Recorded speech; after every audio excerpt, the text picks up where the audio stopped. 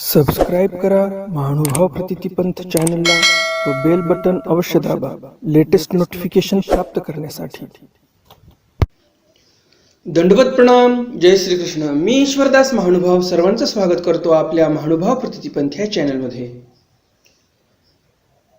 श्री दत्तात्रेय महाराजांच्या या चरित्राच्या सत्रामध्ये आपण आज दोन महत्त्वाचे चरित्र श्री दत्तात्रेय महाराजांचे बघणार आहोत।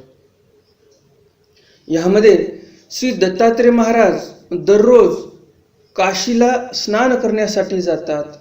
ते का जातात, कसा योग आला, कोणाला त्यांनी वर दिला की मी इथे दररोज येईल।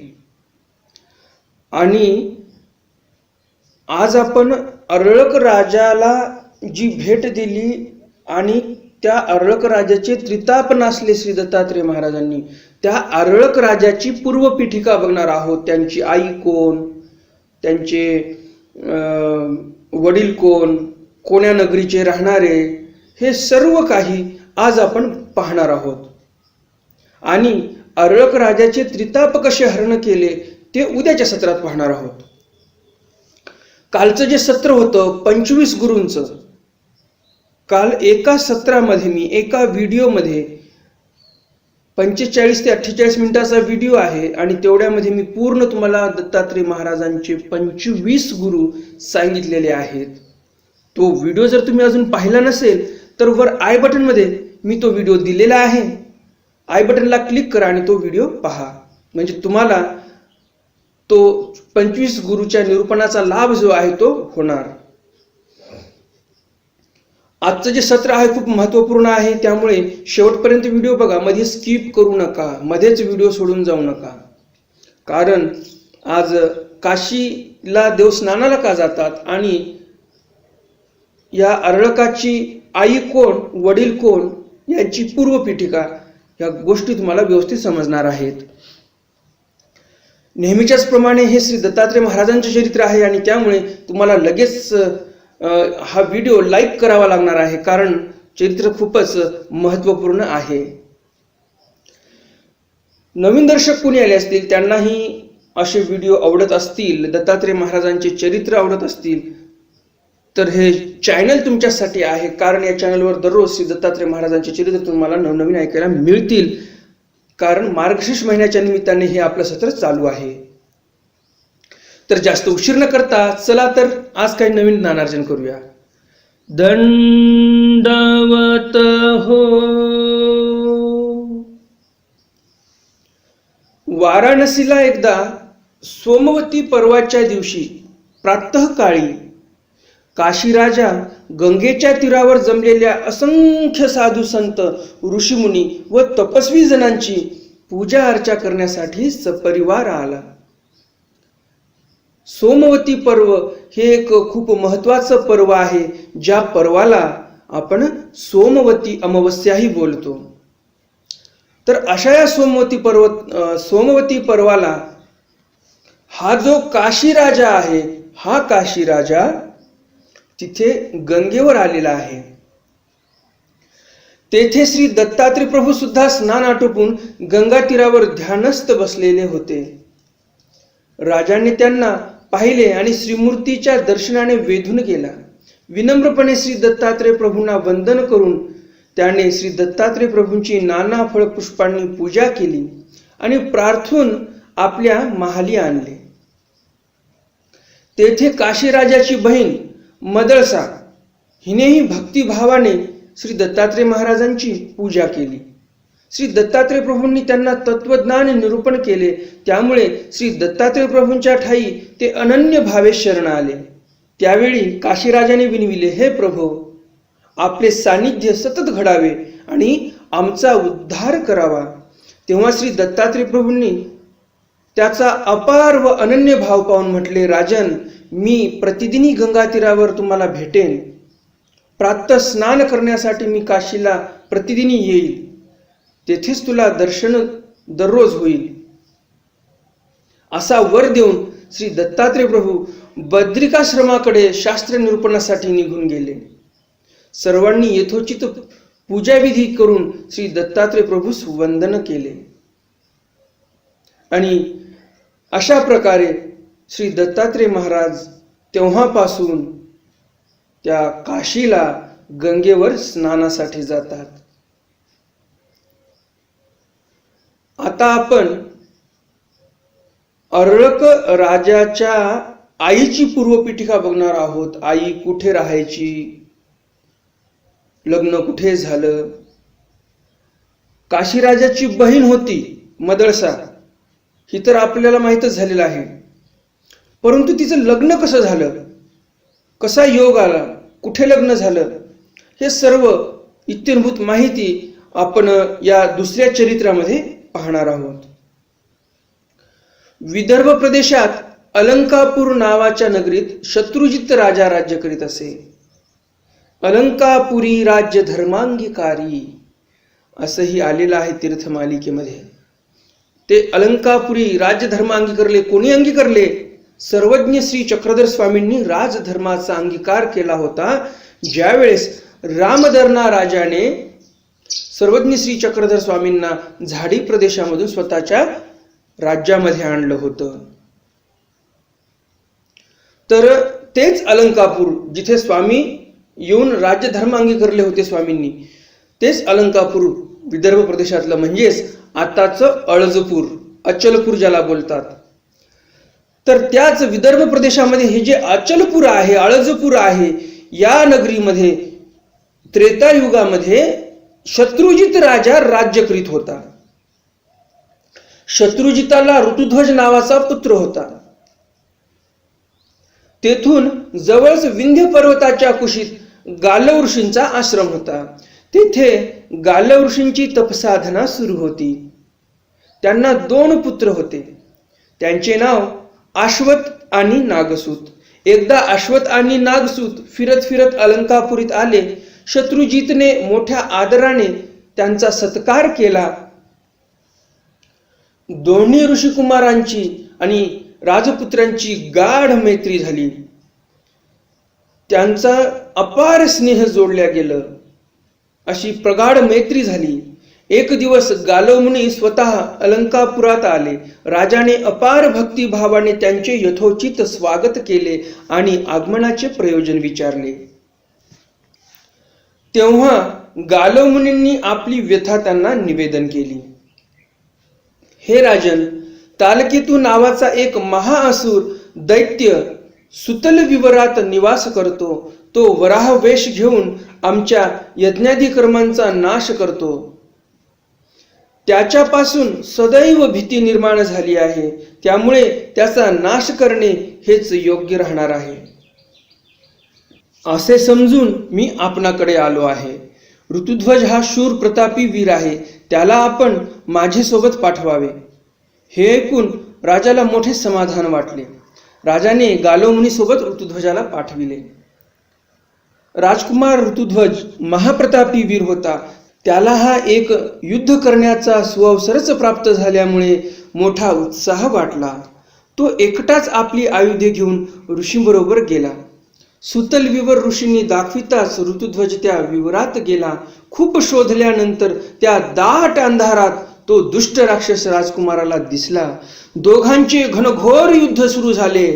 ऋतुध्वजाने निकराची झुंज देऊन तालकेतू राक्षसाला यमसदनाला पाठविले. त्या क्रूर राक्षसाला ठार केल्यावर राजकुमार विवरात फिरू लागला. एका ठिकाणी त्याला त्या विवरात राक्षसाचा अपूर्व महाल दिसला. त्या महालात मोठ्या धैर्याने राजकुमाराने प्रवेश केला. त्या महालात ऋतुध्वजाला एक सुंदर तरुणी दिसली.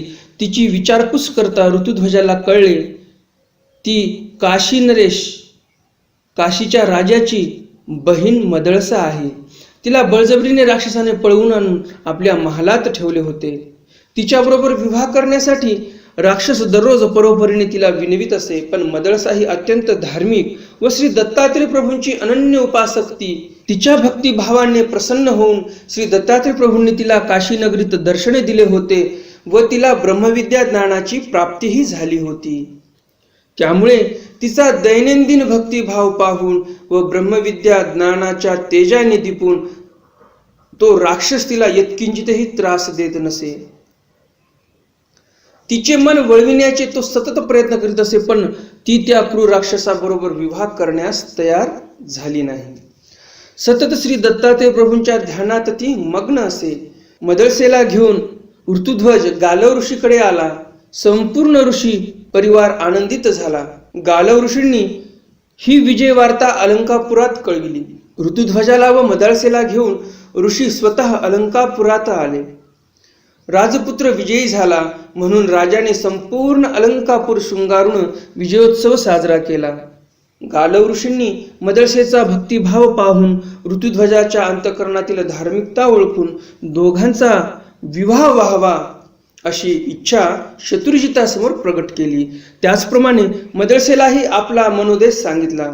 मदळसेला आनंदास पारावारा उरला नाही. तिने संकोचून लाजत आपली मूकसंमती दर्शविताच मोठ्या थाटामाटात दोघांचा विवाह सोहळा आयोजन करण्यात आला. स्वतः गालव ऋषींनी काशीराजाला ही वार्ता कळविली व राजालाही आनंद झाला की आपली बहीण जी हरपली होती, कोणीतरी पळवून नेलं होतं, ती सापडली आहे एवढ्या दिवसानंतर आणि एका अशा धार्मिक राजासोबत तिचा विवाह होत आहे असं कळताच काशीराजालाही फार आनंद झाला होता.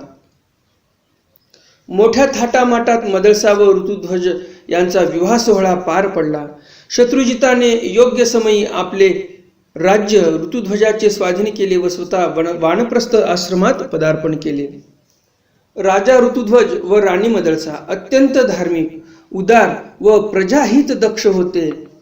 मदळसा ही ब्रह्मज्ञानी व महान पतिव्रता सती होती. ऋतुध्वज राजाला मदळसे पासून 7 मुले झाली. मदळसा आपल्या मुलांना बालवयापासूनच धार्मिक शिक्षण देऊ लागली. त्यामुळे मातेच्या त्या धार्मिक संस्काराचा योग्य परिणाम मुलावर होत असे. वयाच्या 12व्या वर्षापर्यंत तो बालक ब्रह्मज्ञानी बनून जात असे. अशा प्रकारे 6 मुले मदळसेने आपल्या समुपदेशाने, आपल्या चांगल्या उपदेशाने अत्यंत विद्वान, विरक्त आणि ब्रह्मज्ञानी बनविले होते. श्री दत्तात्रय प्रभूंच्या भक्तीची दिव्य ज्योती त्यांच्या अंतःकरणात प्रज्वलित झाली होती. त्यामुळे व्हायचा तोच परिणाम होई. प्रत्येक मुलगा तारुण्यात पदार्पण करण्याआधीच परमेश्वर प्राप्तीच्या तळमळीने तपश्चर्येसाठी सर्व संग परित्याग करून सारे राज्य वैभव सोडून सह्याद्री पर्वतावर श्री दत्तात्रय महाराजांच्या सन्निधानामध्ये निघून जात असे. संसार हा दुःखरूप आहे, पापमूलक व अनित्य आहे. या संसार चक्रातून मुक्त होण्यासाठी जीवाने परमेश्वराला अनन्य भावे शरण जावे हेच जीवाच्या हिताचे आहे.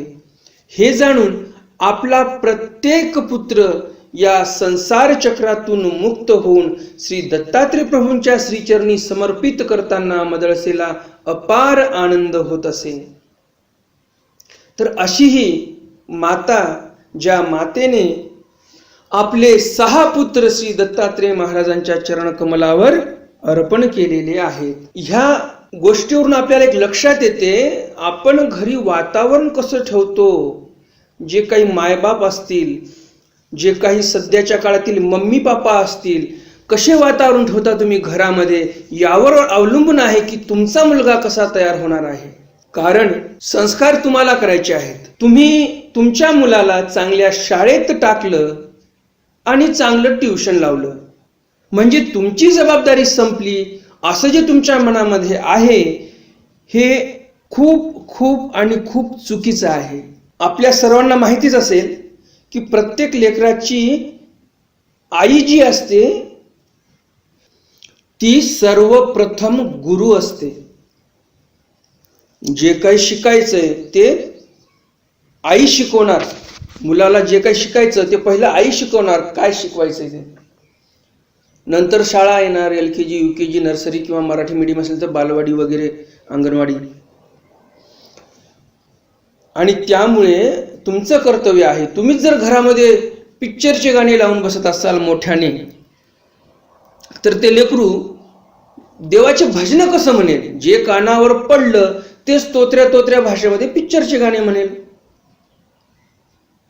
आणि त्याच घरामध्ये जर सकाळी सकाळी भजन लागत असतील, सकाळी सकाळी जर तुम्ही भजनं लावण्यापेक्षाही दुसरी एक महत्वाची गोष्ट सांगतो, जर तुम्ही स्वतःच देवपूजेपुढे बसून जर काही पारायण करत असाल किंवा सकाळी सकाळी तुम्ही देवाला आरती म्हणत असाल तर ह्याचा परिणाम एका लेकराच्या कवळ्या अंतःकरणावर खूपच प्रगाढ असा परिणाम होतो त्याचा, आणि त्या लेकरावर चांगले संस्कार होतात की झोपेमध्येच देवाचे जे गुणगान आहेत, जे काही आई असेल वडील असतील जे काही देवाची आरती म्हणत आहेत आणि हे जर गुणगान लेकराच्या कानावर गेलं, सकाळी सकाळी देवपूजेपुढं मस्त फुलं वाहिलेले देवावर, समोर निरंजनी लावलेली, अगरबत्ती लावलेली आरती चालू आहे किंवा तुम्ही आरती झालेलीच आहे, पारायण करायला बसलेले आहात, आणि हे ज्यावेळेस तुमच्या लेकरांच्या नजरेमध्ये येते ना, त्या लेकराने पारायण करो अथवा न करो, ते लेकरू अजून मोठं झालेलं नाही पारायण करण्यासारखं, परंतु त्याच्या मनावर जे संस्कार होतील ते संस्कार त्याला भविष्यामध्ये थोडंसं मोठं झाल्यानंतर तोही म्हणेल की मलाही तुमच्यासोबत बसायचं आहे, मलाही पारायण करायचं आहे तुमच्यासोबत. कारण जी आताची पिढी आहे ती अनुकरणीय आहे. तुम्ही जसं कराल तसं लेकरालाही करायला आवडेल, आणि त्यामुळे तुम्ही जसे वागता तसेच लेकरं पण वागण्याचा प्रयत्न करतील. दुसरी गोष्ट, आपलं लेकरू थोडंसं मोठं झालं आणि बाहेर कोणाबरोबरही जर फिरायला लागलं तर हेही तुमचंच कर्तव्य आहे की त्या मुलाने तुमच्या कोणासोबत कंपनी ठेवावी, कोणासोबत मैत्री ठेवावी हे तुम्ही ठरवायला पाहिजे की कोणता पोरगा चांगला आहे, कोणता वाईट आहे, कोणता पोरगा टुकारक्या करत हिंडतो, त्या पोराबरोबर बिलकुल आपल्या मुलाला थांबू द्यायचं नाही. नाहीतर इकडे जशी मदळसा राणी आहे, तिने स्वतःचे पुत्र तरुणावस्थेत जाण्याच्या अगोदरच ईश्वर प्राप्ती करण्यासाठी डोंगरावर निघून गेले, सह्याद्री पर्वतावर गेले. एवढे संस्कार असे भरलेले होते मातेने त्यांच्यामध्ये. असे संस्कार भरल्या जाणार नाहीत तुमच्याकडून, तुम्ही जर मुलांना जर मोकळं सोडलं तर. आणि तुम्हाला जर वाटत असेल की मी माझ्या मुलाला कॉन्व्हेंटमध्ये टाकलं, इंग्लिश मिडियममध्ये टाकला, आता माझा मुलगा खरंच विद्वान होणार, काही विद्वान नाही होणार. त्याला फक्त अक्कल एवढीच येणार आहे, पैसा कसा कमवावा. त्याला अक्कल याची नाही येणार, माणुसकी कशी असते, देवधर्म कसा असतो, अध्यात्म कसा असतं, याची अक्कल बिलकुल येणार नाही. याची तुम्ही अपेक्षा करत असाल तर तुम्ही भ्रमात आहात. कोणत्याही कॉन्व्हेंट शाळेमध्ये जे माणुसकी ज्याला म्हणतात, माणुसकी शिकवल्या जात नाही. कॉन्व्हेंट शाळेमध्ये तुम्हाला सांगतो, जे ख्रिश्चन लोक असतात त्यांच्या प्रार्थना होतील, परंतु हिंदू धर्माची एकही प्रार्थना होत नाही. आणि एकमेव या पृथ्वी तलावर हिंदू धर्मच असा आहे ज्यामध्ये मानवतेची शिकवण दिली जाते. आणि वसुधैव कुटुंबकम, ही वसुधेवर जेवढे काही माणसं आहेत ते माझं कुटुंब आहेत, हे जे उदात्त विचार आहे, उदात्त आपली ही जी संस्कृती आहे, हे फक्त हिंदू धर्मामध्ये आहे. बाकी सर्व धर्मांमध्ये फक्त धर्मांतरण करून घ्या आणि दुसऱ्या व्यक्तीला आपलं करून घ्या असं दिलेलं आहे. परंतु हिंदू धर्म सांगतो की ही सर्व वसुधा म्हणजे माझं कुटुंब आहे. जो ज्या परीने पूजा अर्चना करत असेल तो त्या परीने, त्याच्या परीने जिथे जायचं तिथे जाईल. आपण त्याच्यामध्ये हस्तक्षेप करायचा नाही, सर्व परिवार आहोत आपण. एवढी उदात्त विचारसरणी आपल्यामध्ये आहे, ती विचारसरणी आपण अंगीकारली पाहिजे. ही उदात्त विचारसरणी तुमच्या लेकरांमध्ये जर राहिली तर तुम्ही सांगा, जो मुलगा या विचारसरणीप्रमाणे सर्व या पृथ्वी तलावरील सर्व जनमानसाला जर आपलं कुटुंब मानत असेल तर तुम्हीच विचार करा, तुमच्या म्हातारपणी तो मुलगा तुम्हाला घराच्या बाहेर काढेल का? तो मुलगा तुमच्या म्हातारपणी तुम्हाला त्रास देईल का? नाही देणार. त्यामुळे इंग्लिश मिडियममध्ये टाकलं म्हणजे तुमचं लेकरू फारच हुशार होईल असं धरू नका. माणुसकीच्या नावाने झिरो होऊन जाईल तो व्यक्ती, तो मुलगा. त्यासाठी तुम्हाला शाळा तर शिकवलीच पाहिजे. मी असं म्हणत नाही की शाळेमधून काढून टाका सर्व लेकरं तुमचे, मी असं नाही म्हणत. मी एवढंच म्हणतोय की शाळा शिकवा, तुम्हाला ज्या शाळेत टाकायचं टाका, परंतु घरी आल्यानंतर घरचं वातावरण आध्यात्मिक ठेवा. घरी जर तुम्ही मोठ्याने होम थिएटरवर जर पिक्चरचे गाणे लावत असाल तर मग तुमचं देवच भलं करेल. ते देवाच्याच मनावर आहे तुमचं काय होईल ते मी काय सांगू शकणार नाही. तुम्ही सर्व सुज्ञ आहात, हुशार आहात, जास्त काय तुम्हाला सांगावंसं लागत नाही. आणि त्यामुळे मला काय म्हणायचं आहे ते सर्व तुम्ही सुज्ञ दर्शकांनी समजून घेतलं असेलच. असं समजून हे आपलं आजचं सत्र इथे मी समाप्त करत आहे. उद्याच्या सत्रामध्ये आपल्याला मदळसारांनी आपला 7वा पुत्र कसा विश्वभोगामध्ये रममाण झालेला आहे त्याला कसं दत्तात्रय महाराजांकडे आणावं, यासाठी काय योजना करते मदळसा माता, हे उद्याच्या सत्रामध्ये आपल्याला कळणार आहे. त्यामुळे उद्याचं सत्र नक्की पहा. उद्या मी तुमच्या समोर येणार आहे अर्रक राजाचे त्रिताप कसे हरण केले हे चरित्र घेऊन. हे व्हिडिओ जर तुम्हाला आवडला असेल, श्री दत्तात्रय महाराजांचं चरित्र आहे आणि त्यामुळे व्हिडिओ तर नक्कीच आवडला असेल. आणि अजून जर तुम्ही लाईक केलं नसेल व्हिडिओला तर लगेच व्हिडिओला लाईक करा. चॅनलला अजून सबस्क्राईब केलं नसेल तर काय करताय, लगेच चॅनलला सबस्क्राईब करा, बेल बटन दाबा आणि ऑल ऑप्शन सिलेक्ट करा. कारण हे चॅनल तुमच्यासारख्या जिज्ञासू अर्थवंतांसाठीच आहे.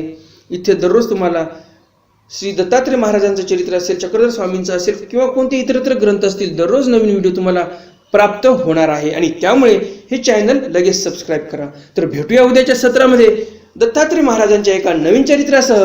तोपर्यंत दंडवत प्रणाम. जय श्री कृष्ण. जय श्री दत्तात्रय महाराज. दंडवत